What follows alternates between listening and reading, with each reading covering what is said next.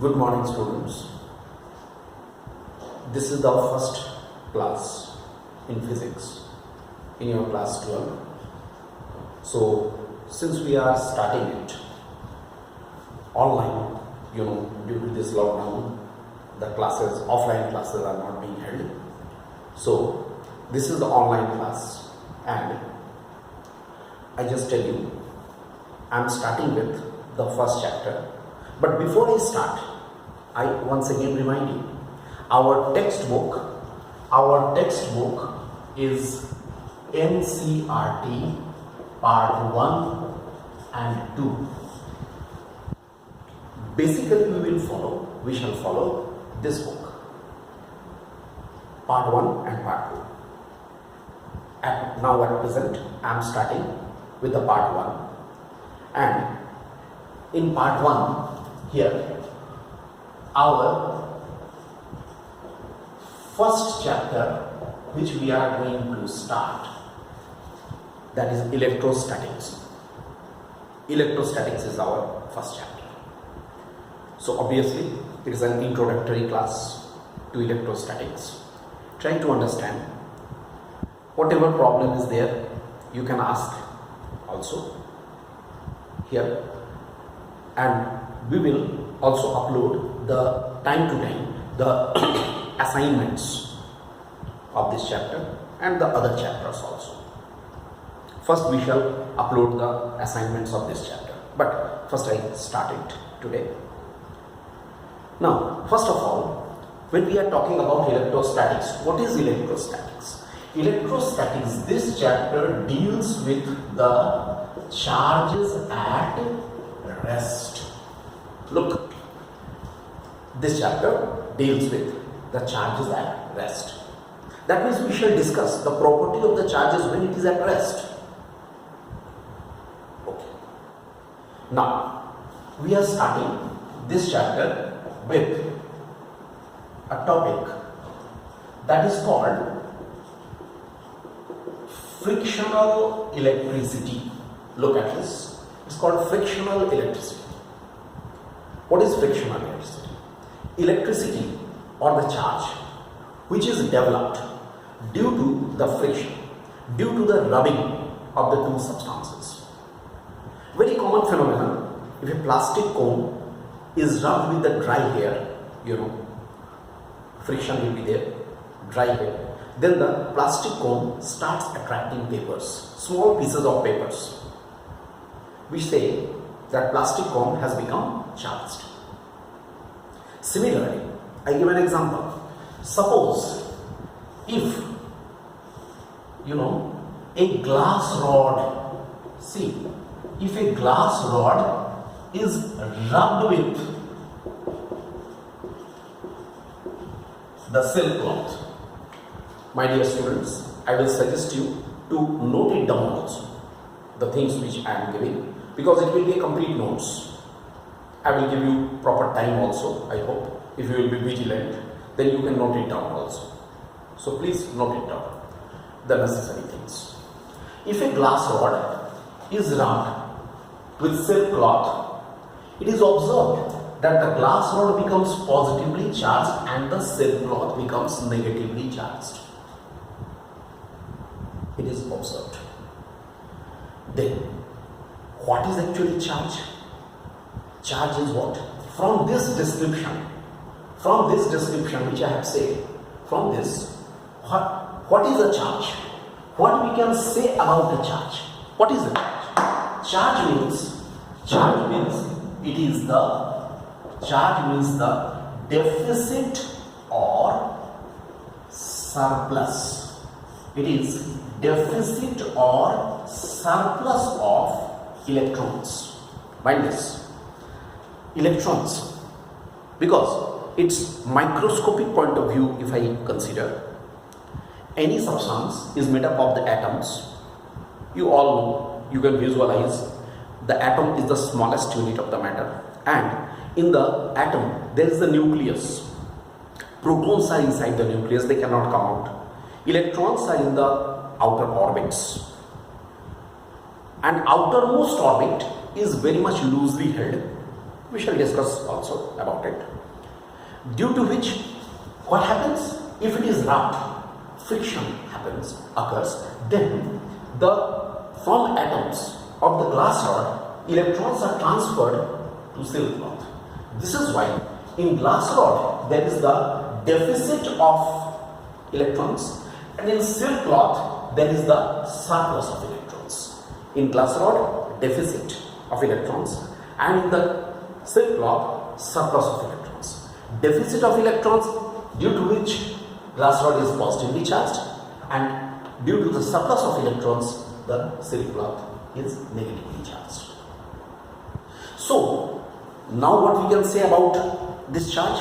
We can say actually the charge is the intrinsic property of the elementary particles. You can note down. Charge is the intrinsic property of the elementary particles, due to which the bodies, between the bodies there is an electrical force. This force may be attractive force or repulsive force. It may be attractive or repulsive. So it is due to the charge only the bodies behave in such a way that in between the two bodies there is always a force of attraction or repulsion. So charge is the intrinsic property of the elementary particle of a particular body, which gives rise to the electrical force between the two bodies. Okay, this is about the charge. That means ultimately what idea we have got. The charge is mainly due to the surplus or deficit of electrons, number one, and second, due to the charge only, in between the two bodies, a force, an attractive force or a repulsive force may occur. Now, we shall at a glance just discuss here. Let us now discuss some important properties of charges. Important properties. Let us see some important properties of charge. What are the important properties of charge? Number one, first point. First is called the additivity of charges. Additivity of charges. What does it mean? It means, as we know that charge is a scalar quantity. From class 11, our knowledge of class 11, we know that the charge is a scalar quantity. So, if a number of charges are there, the total charge of the system is always be the addition, right? Addition of all the charges, or you can say algebraic sum of all the charges. I mean to say, suppose there is a system. Let us say there is a system. It is consisting of plus Q1, here it is minus Q2, here it is Q3, here it is Q4, like this, plus, like this. Once you see, there is a system. It is consisting of a number of the charges. Okay, these are, we can say, point charges. I will talk about the point charges later on. What is the meaning of the point charge? But let us suppose plus Q1 minus Q2 plus Q3 plus Q4. These are the point charges of a system. Then the total charge of the system should be equal to Q1 plus minus Q2 plus Q3 plus Q4. That means Q1 minus Q2 plus Q3 plus Q4. What you understood? It's very clear that they will be added, and this is the algebraic sum we say. That means with the proper consideration of the signs. We have considered the signs also. Secondly, number 2, that is called conservation of charge. Conservation. This is called conservation of charge. What is the conservation of charge? Conservation of charge, or the principle of conservation of charge, it states that, what does the principle of conservation of charge states? It states that in a particular system in a particular system, but that system must be, it must be an isolated system. If there is an isolated system, what is an isolated system? Which is free from any external surroundings. It is external, the surroundings, it is free from the effect of the surroundings. For example, just now I have told you one example, you remember the glass rod and the silk cloth. I repeat, this whole thing, these two together is a system. A number of the bodies will make a system. This is forming a system. It's a glass rod and this is the silk cloth. Okay? What happens? Initially both are neutral. Total charge is 0. Neutral means what? What is the total amount of the charge in this? Means amount of the positive charge is equal to the amount of the negative charge. This is the meaning of the neutral body. Neutral body. Glass rod is neutral, silk cloth is neutral. After rubbing, what happens? Electron transfer from glass rod to silk cloth. By whatever amount the glass rod is becoming positively charged, by the same amount the silk cloth is becoming negatively charged. But the total charge of the system remains the same. I hope you got. The total charge of the system is remaining the same. This we are saying. That is called conservation. This system, the total charge of this system is remaining conserved. This is the conservation of charge. But again I tell you, it must be an isolated system. There should not be any effect of the surrounding on this system. And one more property, that is the third property. Third property, we can say, I think all of you are noting it down also. The third property which is there, that is called quantization.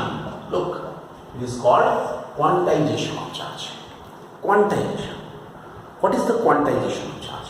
According to the quantization of charge, any charge is expressed, you can write, any charge is expressed as the integral multiple.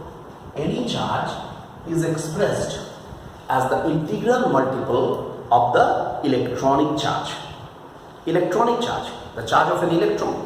It is, mathematically it is written like this, Q is equal to plus minus Ne. We write it like this.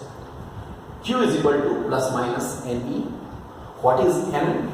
N is here. 1, 2, 3, 4 and so on. Any integer. And E is what? E. It is a very fundamental charge. That is the charge of the electron or the charge of a proton. It is E is equal to 1.6 into 10 to the power minus 19 coulomb. Obviously for electron it should be, if I consider the case of the electron, it should be this value for electron. Electronic charge, it should be the integral multiple, means it should be equal to the integral multiple of the electronic charge. Why it is so? Why it is considered like this? A concept is, just now I have told you, here is the figure, the electron is transferred. Whenever, what is the cause of the quantization? Because whenever, I have just given you a simple example, rubbing process. In case of a rubbing, this process, what happens? Electrons are transferred. 1 electron, 2 electron, 3 electron, accordingly 1e, 2e, 3e, like this. So always the charge, by whatever amount it is negatively charged or by whatever amount it is positively charged, that is what, always by the integral multiple. So mind this, children, these three are very important points, very important properties of charges. Obviously, normally, basically, charges are of the two types, positive charge and negative charge. That is there.